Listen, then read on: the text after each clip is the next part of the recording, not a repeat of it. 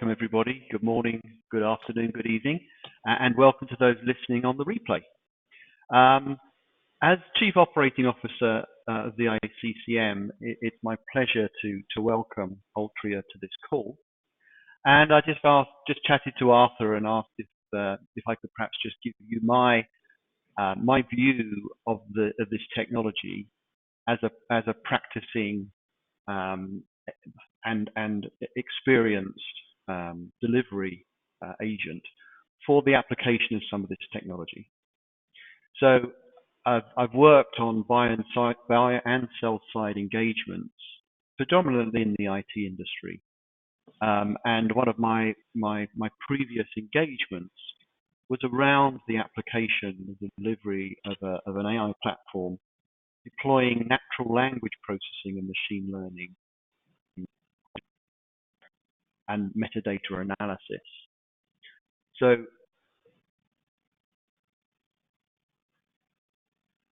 Mr. Branch, we're having some trouble with your audio. Okay. Can you hear me now?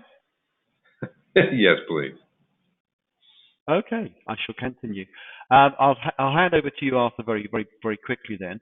But suffice it to say that the application of artificial intelligence in general and the application of natural language processing and machine learning in particular is radically going to change the work that we do as contract and commercial management professionals. So with that and the issues that I'm having with my audio, let me hand over to Arthur. Welcome, Arthur, and take it away. Thank you. Well, Paul, first and foremost, thank you very much for setting the stage and also for taking the time this afternoon from the UK to join us for this session.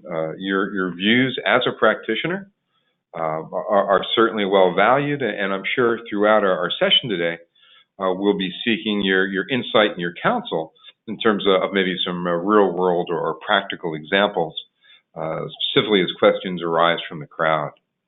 For those of you who know me, I'm the Executive Vice President and co-founder of Ultria. For those of you who don't know me, we're going to try to make this as interactive as possible. And really, our focus today is on leveraging artificial intelligence in practical, applied ways to improve the practice of contract compliance in all of its sort of various flavors. Now, I know that the folks on the call, whether it be afternoon, morning, or evening on the replay as the case may be, you're all practitioners. We're all part of ICCM. It's in the name, so contract and commercial management. But what really is contract compliance? How do we sort of define or put a general fence around it at both a high level, and then maybe we'll drive down a little bit deeper?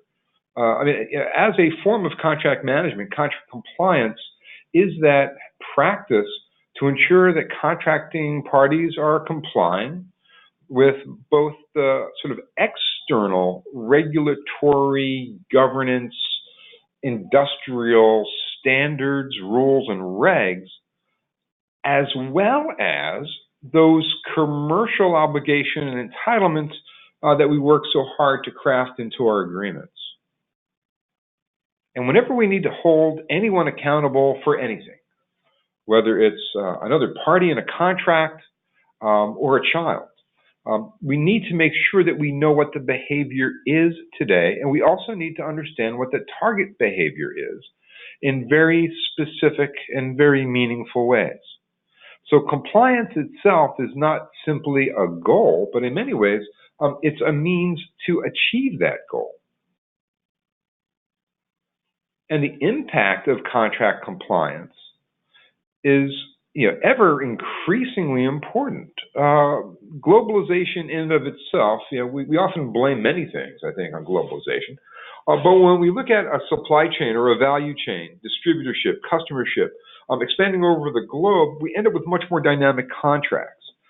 Not just the simple things like currency or foreign exchange rates, but also our shipping channels, our costs start to change a little bit. We're increasingly starting to leverage external indices to set commercial price points. whether that be on the buy or the sell. And there'll probably be a couple of words later on about how that impacts the use of things like smart agents and external triggers to give you some insight as to what kind of clause language should be utilized during an authoring mode, as well as how to adjust in a post-signing mode for entitlements. I think we all know that non-compliant contracts are expensive.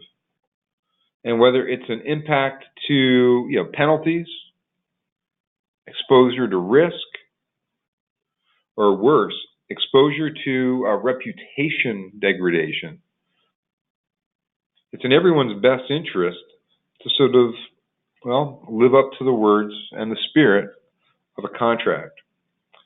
And how artificial intelligence enables us to do more of this or do it better is really what we're going to try to cover today. So starting off with a level set, and I may ask either Paul or Mark to help me out in terms of percentage of respondents.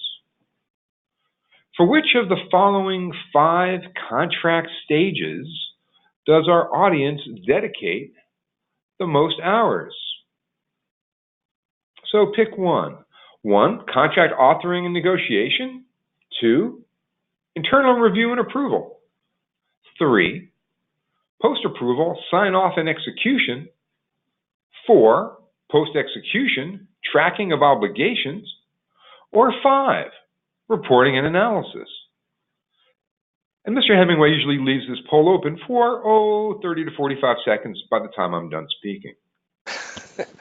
That's correct. And the votes are coming in, Arthur. and just because you asked me before and I couldn't remember, it only comes up in bullet points. It does not say 1 or A. It's neither numerical then or I hope that our audience has to be fairly astute and that I read these in order and hopefully the order was correct. No, it doesn't matter. They have them, they can read them, and they can click on them. So, okay, we have the vote. The votes are in. Let's see. All right. 41% contract authoring and negotiations. 37% reviews and approvals. Sign-off and execution came in at only 4%. Post-execution tracking and obligation management, 16%. And the bottom one came in at the bottom, reporting and analysis, 2%.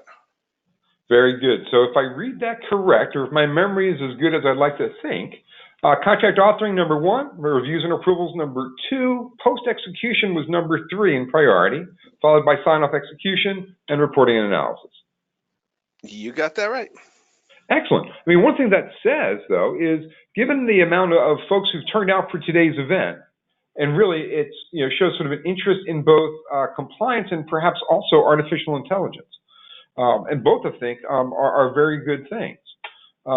Many of you, I think, have heard me talk about the value of post-award compliance management because it's really there that we generate value from the fruits of our negotiations. It's one thing to be able to accelerate the author review and approval cycle. If I can take 1 month out of a 5-month process, that 20% tightening up means faster time to value, right? Either fewer days sales outstanding, faster revenue churn, or faster acceptance of discount if I'm looking at a buy side. There's value there, no doubt. And it's the straightforward work of intake process, robotic process automation. We'll talk a little bit about that. But then when I think about how to maintain a higher level of value over a longer period of time, it's in that 3-year, 5-year, 10-year term of the contract that you're able to have net revenue increase or net discount takeaway that contributes to some very hard dollar or hard euro or hard yen savings, as the case may be. That takes nothing at all away from the importance of core contract compliance management. From a survey we ran at the end of last year, floating into early 2019, what we found was the percentage of compliant contracts as a metric was voted very important twice as often as the contract authoring cycle time in terms of a metric to determine the maturity of contract operations or legal operations teams. So that means that, at least for the last trailing 12, 18 months, contract compliance has been viewed as a very important area to continue to expand, to develop, and to implement for teams that are choosing a best practices approach. Yet, according to McKinsey, 3/4 of contracts written today lack KPIs and total cost reporting post-signature. So they don't have, I'll say, true metrics or milestones embedded, and there's no way to measure those results. So I find these two things at a contradictory point. Now, if we can regularly monitor clause usage, dynamic clause language that might be tied to external factor, external influence, if I can improve contract performance and therefore improve risk mitigation, I can minimize unexpected financial events, provide greater obligation management as well as entitlement management, which is the flip side of that, and ultimately drive healthier business relationships. Now, that's a very broad... So Arthur, the question for you, Arthur, if I may, why do you think that statistic is so poor? Why do you think there is that lack of focus on the post-contract management piece? Honestly, I think, and of course, there's no reason for me not to be honest, right? I believe that this is because organizations feel that if they begin to put KPIs into a contract, if they start to have milestones and measurement, then somebody in the organization, some group, some team needs to start measuring the actual compliance. I mean, we often, every time we open up a management book, that which is not measured cannot be managed, right? So if I don't need to necessarily add milestones and metrics to a given contract, I sort of get away scot-free. I can be more subjective in my review of performance. I can look at this as a relationship building exercise. I lose some of that objectivity. And to be, sort of transparent based on the customers that we have anyway, I'm finding that post-signing obligation, milestone, performance management in terms of the commercial compliance as compared to industrial or regulatory compliance is largely not being affected by the contract team or the legal ops team. It is more likely than not falling to a small team within the revenue organization or finance as it may pertain to revenue recognition rules or embedded lease obligation audits or even license true-up in some of our high-tech customers. But now, Paul, I have to ask you, as a practitioner, what did you see? Why do you think communities were not necessarily embracing a heavy KPI, heavy obligation, heavy milestone or entitlement management framework? I think a lot hinges on the costs of actually extracting the obligations in a way that is meaningful, so that that you have a routine way of extraction, allocation of ownership, and tracking and jeopardy management, because that's where you start to really drive the real material benefits from the activity. And it starts with being able to put the obligation in time. Sorry, we started to fade out at the end, but it sounds like the driver was both the cost of obligation or entitlement or performance extraction, bringing those out so that they're now manageable. And I guess the flip side of that might also be doing it accurately. Correct. Exactly. Yes. Perfect. And please, I'm not trying to put words in your mouth so much as correcting for a transatlantic signal. Now, I think what's interesting too then is as we look at sort of grouping compliance complexities or compliance functions, we might be able to sort of group those in sort of a pre versus post signing bucket.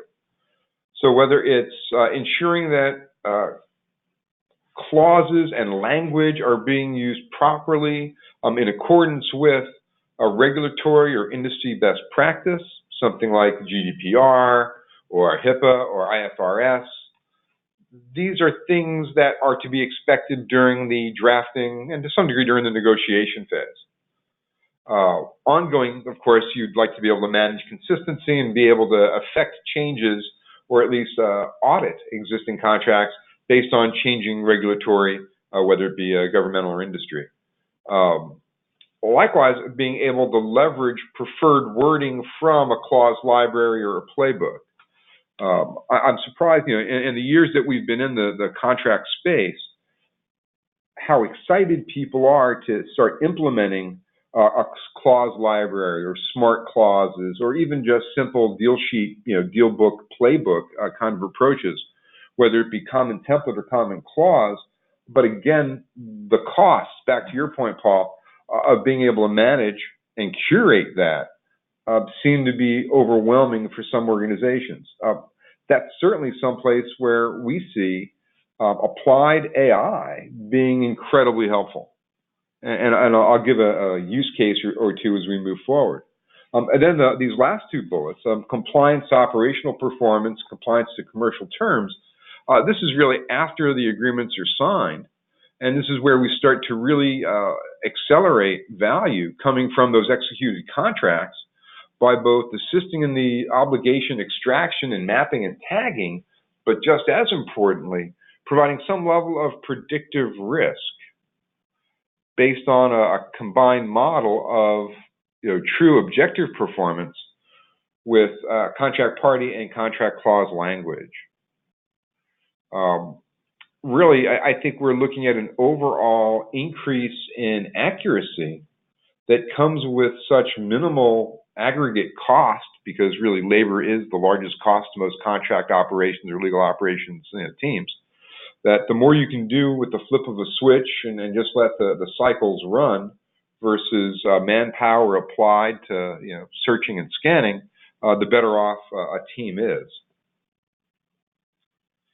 So if I run through some of the basics, simplifying regulatory compliance really is a matter of being able to, in a pre-signing world, during the authoring process, ensure that the correct clauses are being added to the content, whether it's in-house, your paper, or also in the case of third-party paper, which, to Paul's earlier comments about machine-based learning and natural language processing, is where AI starts to come into play. It's more than just searching. It's understanding the content with respect to the context and being able to discern meaning. And we're not looking to be robo-lawyers, or that's not the purpose of applied artificial intelligence in contract management. What we are looking to do is to provide situational awareness. No different than a combat fighter may have a heads-up display to give them indicators as to where threats may be coming from. We're not going to act on his or her behalf, but we're going to make sure that nothing comes up and blindsides them.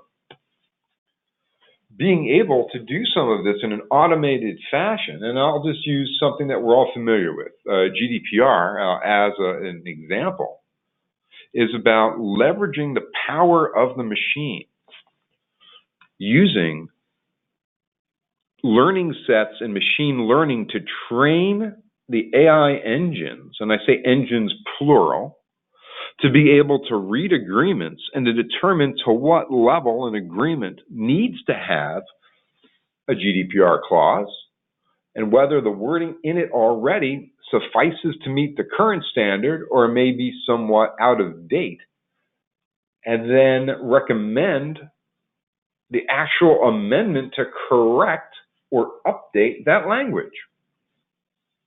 Now, we had a side-by-side bake-off. For those of us who are my tenure or older, remember the story of John Henry, right? Man against the machine.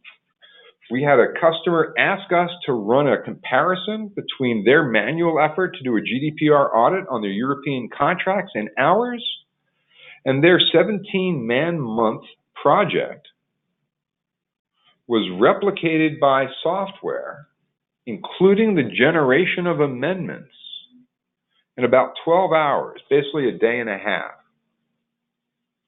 This involved reading through a repository of contracts, identifying which contracts were subject to GDPR rules, understanding the data privacy, data protection, data processing language, categorizing those as non-compliant, partially compliant to old wording, or current and fully compliant,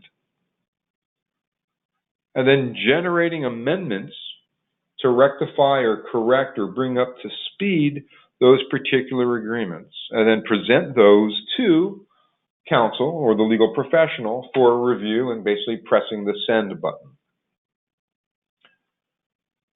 So being able to do this kind of process with a basic training set, I think we took 30 or 40 sample contracts, manually reviewed and taught the software how we reviewed that process, and then had the software simply replicate, is a great use of machine learning as well as natural language processing. And we do that using multiple models. And I'm not going to bore folks in terms of what kind of algorithms are currently being used in the market today, but suffice it to say that we can make pretty short work of running through an agreement and finding what it has or what it doesn't have, and then making recommendations, whether it's an automatic update and the creation of amendment, or suggesting to a reviewer what additional language from your clause library or your playbook should be inserted.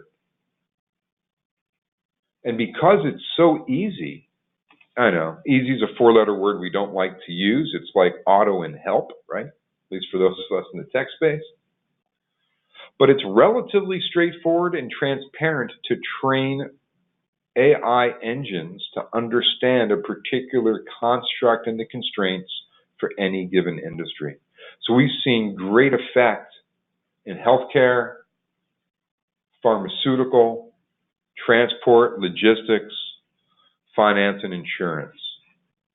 Each has its own set of external industry regs that organizations need to be in compliance with. And for many of these, they are either so industry-wide or so consumer-focused that non-compliant behavior, if exposed, would result in reputational risk.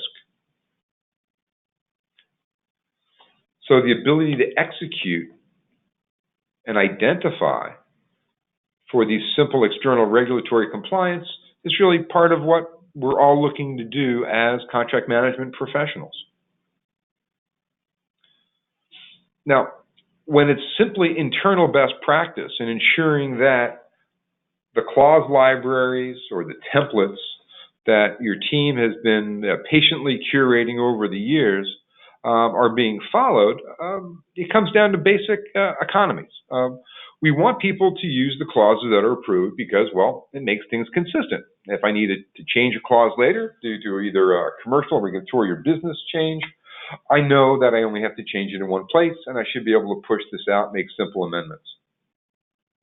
Minimizes duplications, avoids omissions for anything that is, particularly covering yourselves up.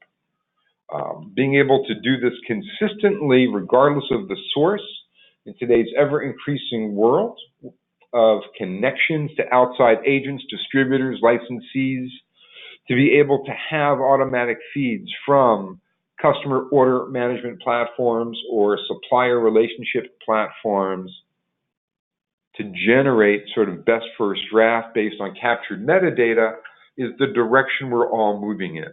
And I can safely say that, without even asking for a poll, 70% of today's attendees are actively trying to figure out how to do high quality, highly accurate document generation to move to best first draft with minimal manual intervention.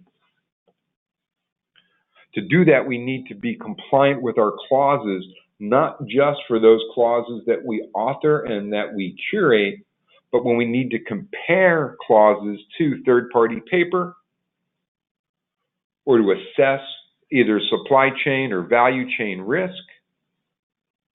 or even in a merger and acquisition environment, to be able to get an appropriate match criteria to be able to triage or to determine how to route and how to handle exceptions to the norm. We're all in the business of business, and we always know that it's management by exception. That is sort of the ideal holy grail, especially when it comes to the contract process. So by minimizing these exceptions or by building for those exceptions, we can create a streamlined environment with predictable outcomes. This provides resource, time, manpower, idle time even, for legal professionals to be creative for those critical agreements that need bespoke development and thought. And we can remove some of those simple manual decision choices and embody them within a workflow that understands whether clause A matches clause B or not. In the case of taking third-party paper, and really we often think about the fact that half of the contract. Paul. Here for IACCM to play in principles and standards.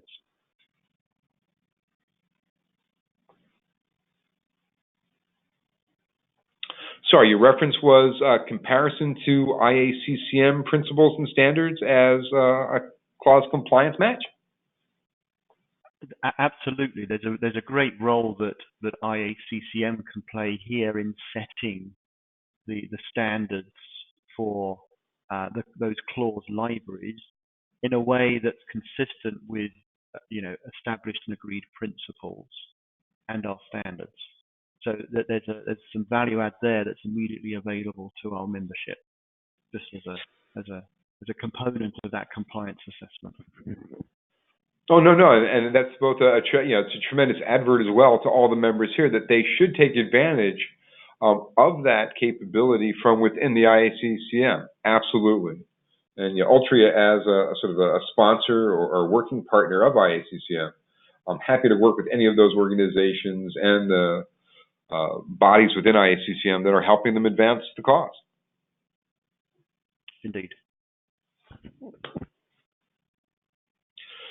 Managing third-party content and being able to leverage not just the NLP, but from a clause extraction, but also NLP in terms of cleaning up OCR or the digitization process, enables a higher accuracy scan, which facilitates the extraction of metadata, and using that metadata to additionally either route or to trigger specific clauses is something that's accomplished through the NLP engines or that piece of the AI puzzle.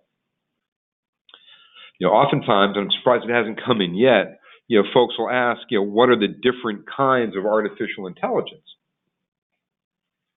And with respect to contract lifecycle or document comparison, there is the concept, quite simply of RPA, robotic process automation, which isn't so much true AI as it is an applied use of automation to the intake process. It is a great way to pull some cycles out of the authoring negotiation phases. Then you've got machine-based learning or machine learning, which is where you effectively configure an AI engine based on feeding it samples and providing feedback over time to the engine's performance so that you're not building rules, you're not programming anything, you're letting the algorithms modify based on the engine's learning from human feedback. Think of it as learn by example. And then natural language processing is the technology in which the tool learns through reading and interpreting, and on an increasingly more complex basis, starts to understand, or at least have the indication of understanding of content that's being fed to it, whether it be questions and answers and a chat bot, which is sort of lightweight, or whether it's interpreting whether this particular limitation of liability clause actually has within it buried inbound indemnification or outbound indemnification, and whether it's duplicative or whether it's just deceptive in its nature, so you know how to triage that particular clause and route it to the right contract management professional. Often that also requires that you're extracting and capturing metadata. Another case study example, we recently had a company, a customer, who had been using outside counsel to load contracts, and maybe not outside counsel, but outside legal professionals. And they were taking between 15 and 20 minutes per agreement to capture between 10 and 15 metadata elements. Contract party information, start date, expiration date, termination for cause, the things that you'd want to capture. When we ran configured engine, we were stripping that down to about 12 seconds. So 20 minutes down to 12 seconds, providing a human review after that, just tremendous time save, as well as, in this case, reduction in external legal costs. So if we look at that sort of post-signing world, I'm just trying to keep an eye on the time, if we've sort of used AI, both the NLP and the metadata extraction and machine-based learning to more intelligently guide, or I don't want to say correct, but let's say recommend particular paths to our legal professionals, what do we do after it's out of the hands of legal professionals and is now in the operational zone? And for those of you who are looking at sort of gathering more support within your organization, and I'll ask Paul to comment on this too, is how does the contract management team extend beyond getting the agreement signed, sealed, loaded up into a repository, maybe metadata tagged, but how are we going to optimize value for our business customers? Paul, if your connection is still good, do you have a thought on that? I think there's several strands to that. That the safeguarding piece is quite a struggle. Ensuring that those components come together in a coherent way. Many corporations, ones that I've previously been associated with, also have all struggled in that area, and I see that consistently across a number of our member companies in the ICCM. So, is there a solution to that? Have I seen it for sure? Is there an evolving solution that's driven by the technology? I think that's still evolving. Do you see the same? Well, I think we've started to see some approaches that are working well for some of our customers.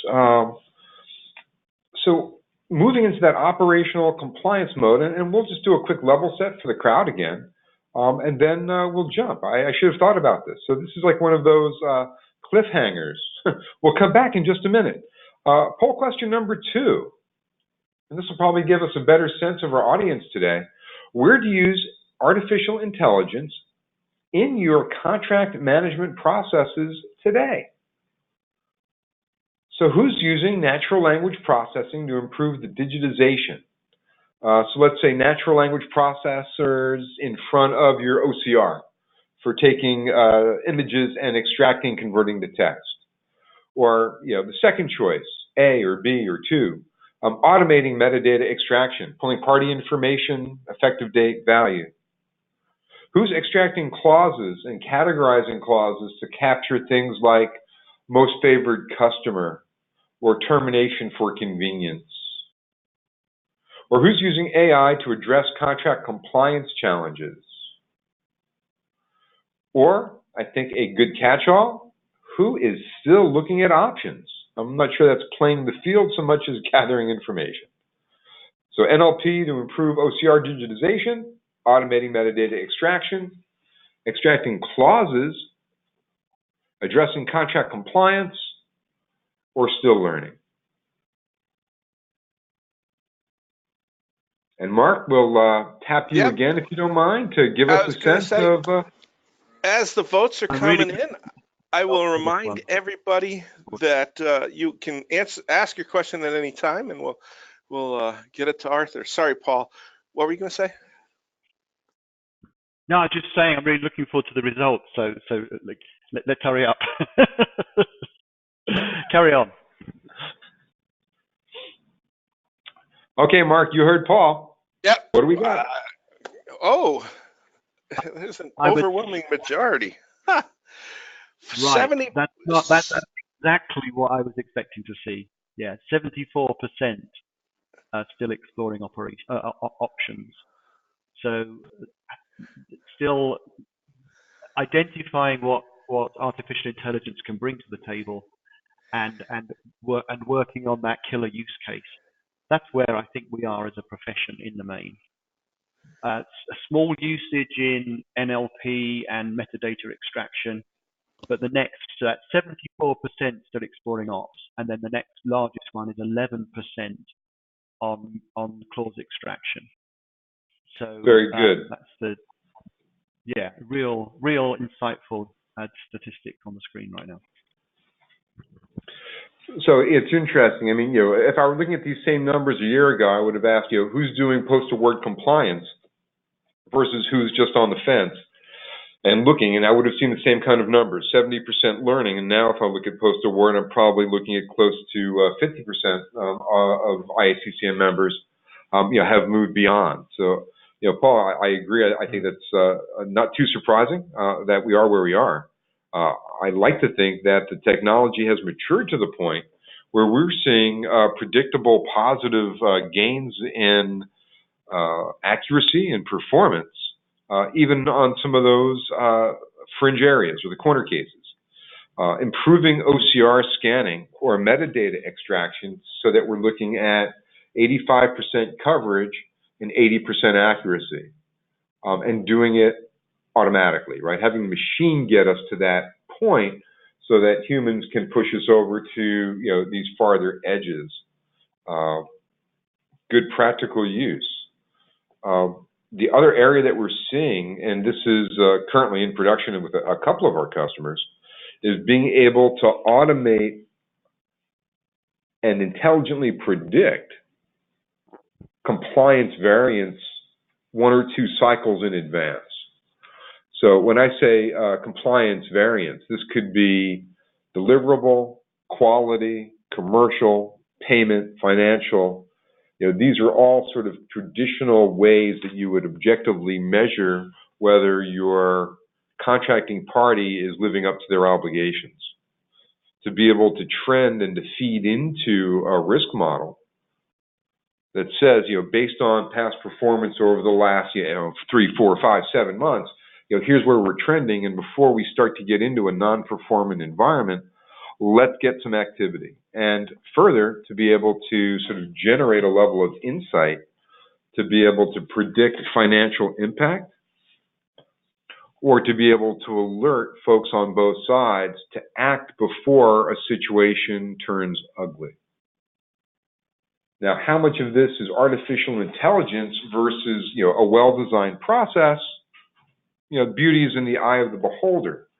Where we see the pure play AI here is on the predictive risk. So first, to be able to seamlessly or simply align obligations from the contract and then compare them to operational data, that's just good technology. It's the right way to go. But then to be able to roll this up into a risk model that can vary based on the nature of any individual contract within the constraints of a risk management process or risk management program is the thing I think that protects a particular organization. And with that little bit of insight, is it perfect? No. But if I can capture, or if the technology can help us identify 3, 4, 5 times the amount of risk in advance than we are today, is that helping our industry move forward?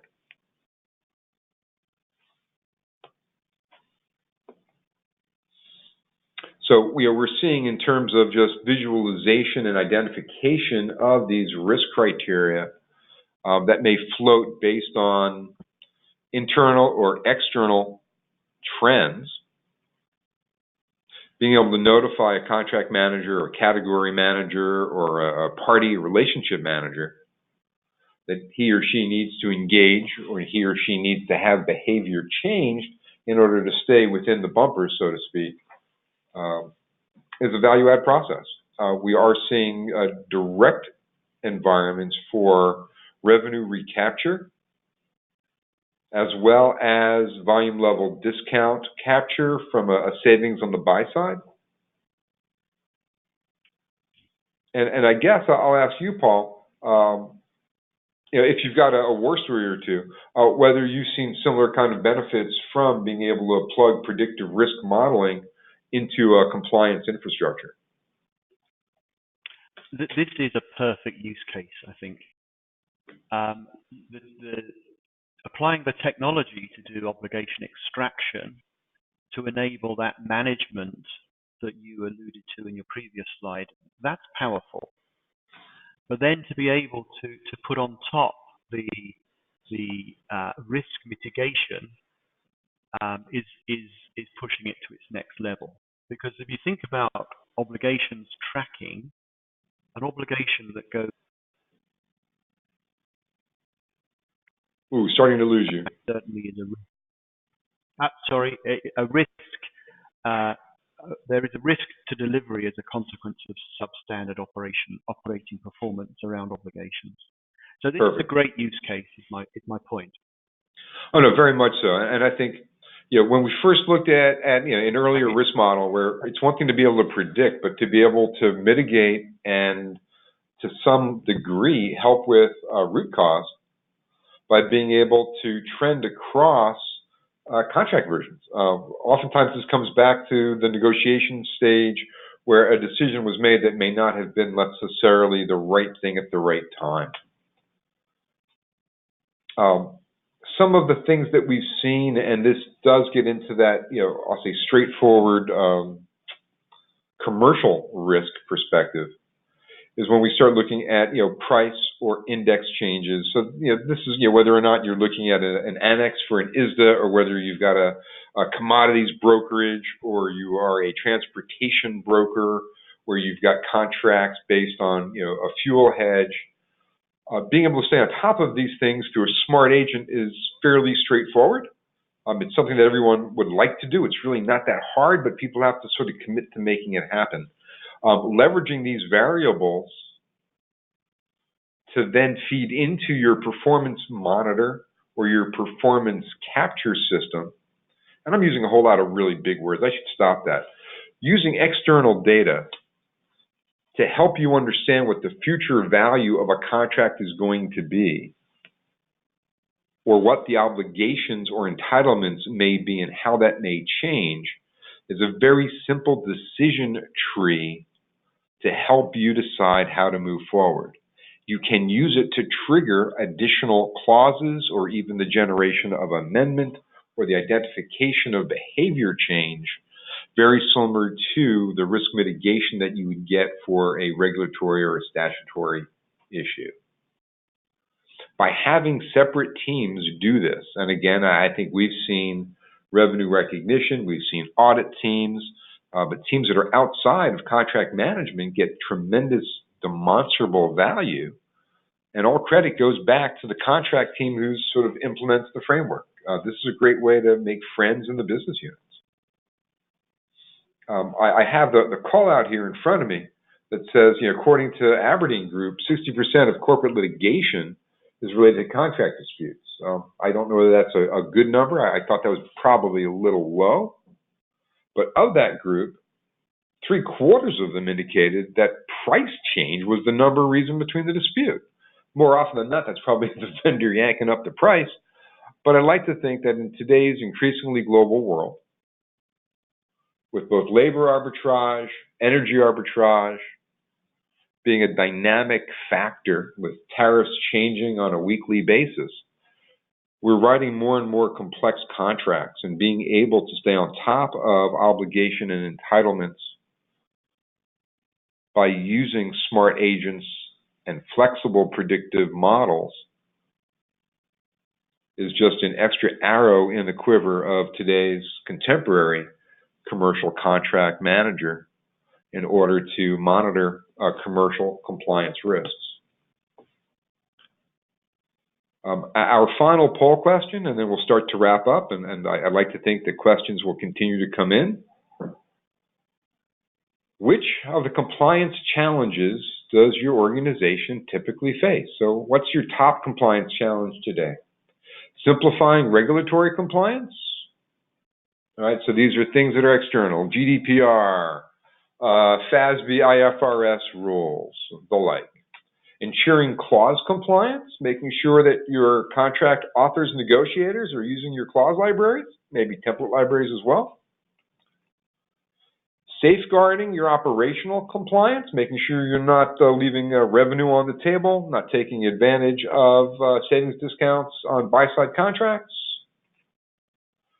Or risk monitoring on a proactive basis to stay in front of commercial issues, both buy and sell side compliance. Okay, thank you, Arthur.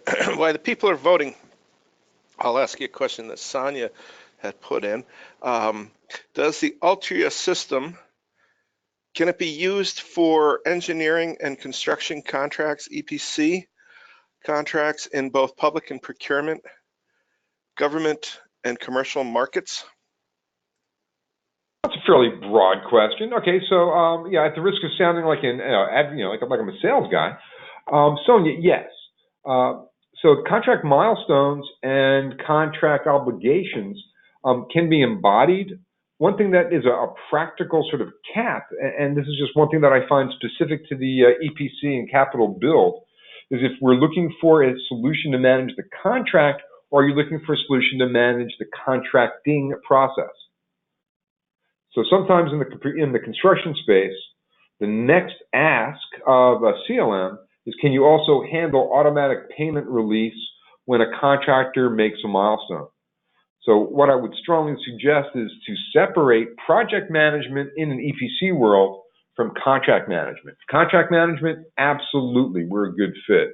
Project management, no, that's not what we do. So we do what we do well, I think, and we stick to it.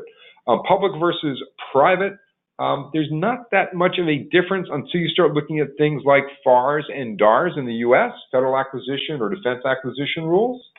And then we look at how regulatory comparisons are needed.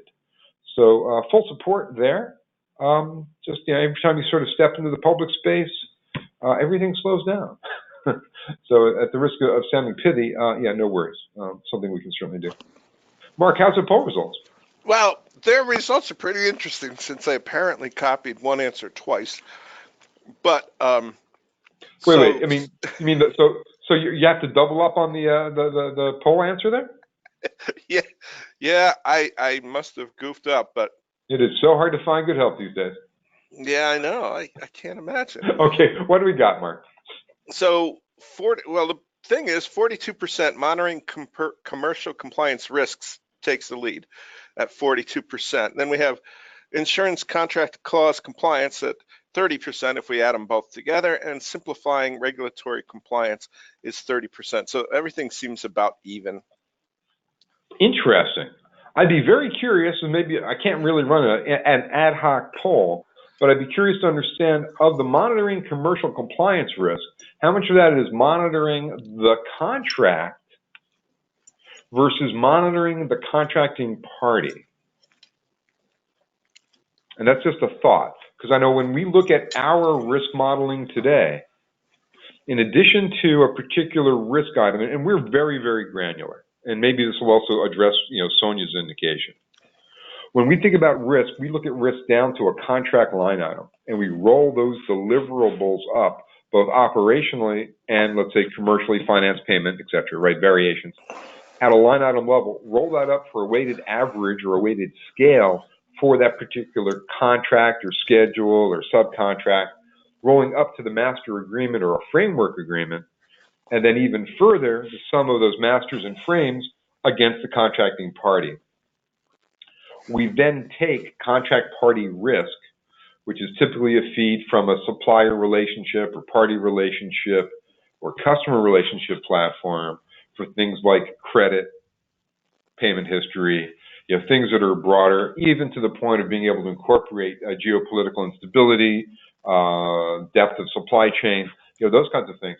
And we work hand in hand with the risk management team to ensure that we model according to those presumed or adopted practices for a particular company's risk team.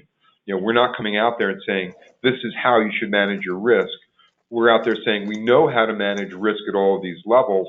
You need to tell us how we need to model and then how we extract that information from operational feeds and compare to those obligations as extracted, those entitlements as extracted, based on our use of the NLP. It's really about being able to deliver risk analysis very intently for a particular action. Which is actually a really good place to pause. I guess that was the end of our poll. Are there other questions? What are we seeing from the crowd? Mark or Paul? There's a question for both of us here. Where is artificial intelligence currently being applied to contract management life cycle? Perfect. So the question, I'll just repeat, was where is artificial intelligence currently being applied today across the contract management life cycle? What we're seeing, and then Paul, I'll ask you to comment as well, we're seeing automation and AI both. So automation at the intake level using intelligent wizard, for lack of a better term. I don't think of this really as hardcore AI yet because we haven't seen good incorporation of natural language process to be able to answer a human question, right? I'd love to come in and ask a system, hey, I'm looking to do like a new supplier, or better yet, I'm looking to sign up a new customer, but first we have to have a discussion. So I think I need a confidentiality agreement, and then I'd like to share a framework agreement for their early consideration, and have the system say, well, obviously you need a mutual NDA, and where's the party? Okay, the party's in the UK, so we need to have one that's going to use UK law. That's all good, and then we also want to bundle up a frame agreement, and let's get some party information in there, and have that handle. What we're seeing instead is sort of what I'll call robotic process automation, which is streamlining the intake process to ask a series of questions of a user or to guide that person based on what we know. This person is in the sales organization. He's in the sales organization in the United Kingdom. He has a territory of large account. Okay, he's asking for confidentiality. He's also asking to send a master. Let's have an interactive, but let the tool guide him into making the right choices as compared to interpreting. It is still a tremendous time saver. It saves the back and forth. We're using it with great effect. We're doing it enterprise-wide, 30, 40, 50,000 active users at single accounts. It's a really good way to take that 5-month process and reduce it to 4 months or 5 weeks, depending on the nature of the contract. That's part of it. I think the piece where we're seeing tremendous return, and I think this is also true in the industry in terms of those early movers for the use of artificial intelligence, is in a metadata extraction in an automated way and at the early stages of clause extraction, obligation extraction. So metadata extraction is about being able to capture metadata from an agreement that is coming in from the outside, right? Third-party paper, disassembling it, extracting metadata so that you can use that metadata to route that particular contract effectively. I'll use a simple example if I could. Let's say as an organization, you have a threshold that says, every supplier needs to have a $5 million professional liability package, right? If the third-party paper comes in and their insurance as stated is $2 million, obviously this needs to go to, the insurance guy, for additional risk validation or the like. Being able to extract metadata is sort of key. To go further and be able to extract clauses and then categorize clauses helps with the routing, helps with risk mitigation. And this really is about streamlining that process. And we're seeing organizations benefit because A, they want to do it. B, the software is helping them do that faster and also more accurately than a manual process may. And that's a practical use. And then lastly, I would say probably 10% of the time, we're seeing AI being used on obligation entitlement match. So it's sort of building the risk profile, 40 to 50% of the customer base, and then 10 to 20 are flipping through the post-award side. And again, there's there. The only other one that I might add into the mix is around the GR and the triage that to using the AI technology to identify the contracts that are making targets for further subsequent action. Perfect. We're getting an awful lot of echo on you today, Mr. Branch. I think maybe dual connect. So just to reiterate what I believe Paul said, he said that he's seeing value in using AI to help triage incoming agreements, which would mean to understand whether or not they are aligned with an existing template or clause structure. And Mark, perhaps can we mute Mr. Branch? Done. Thank you. And then triage or route that to appropriate user within the team. So, based on the derivation, this needs to go to risk and senior counsel. Based on this kind of derivation, I want this to go to the operations team. I want to have someone on the delivery side evaluate whether these clauses are consistent with what we needed to get, and it also has to go to the commercial manager. It saves a lot of that back and forth and the emailing and the, hey, it's sitting in my inbox, I don't know who to send it to, help streamline that process, take both time and therefore take costs out of the equation. And I think the thing that I think Paul was driving towards is also if you're using outside counsel or outside legal professional and outside counsel, you can use this triage capability to optimize who these go off to. I think I've actually maxed out our hour combined with Paul, and I apologize for having him to mute. That's okay. One last question, and Darren asks, what industry have made the most use of AI in CLM? And I thought that was a pretty interesting question. That is a great question.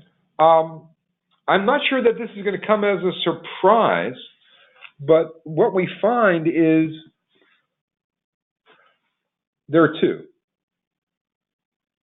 High tech, and I think it's because they understand what AI can and cannot do, and perhaps even their attorneys or their legal teams or their contract teams may be more technically savvy, so they're not concerned about, I'm not going to name names, but at IACCM last year, perhaps it was during one of the network sessions, I had someone who was an AGC and an Associate General Counsel come up to me and sort of lament the fact that she thought all AI robots would be bald females and would try to smother her in her sleep, right? There's a certain fear about AI going too far. High-tech firms certainly embrace, I think they understand it. The second is high-volume firms that are doing generally high-volume contracts, a lot of contracts that are hedged or weighted with external indices. I think it's because they're used to sort of that electronic EDI B2B space, and they understand from a financial markets perspective what straight-through processing did for our financial exchanges globally. Could also be done to simplify and to streamline and to optimize the process of intra-company and inter-company negotiation, approval, and execution of complex, contemporary commercial contracts. Mark, back to you. That's it. Great. Thanks. Did you want to wrap up? You were started to wrap up before I threw that question at you. It's okay.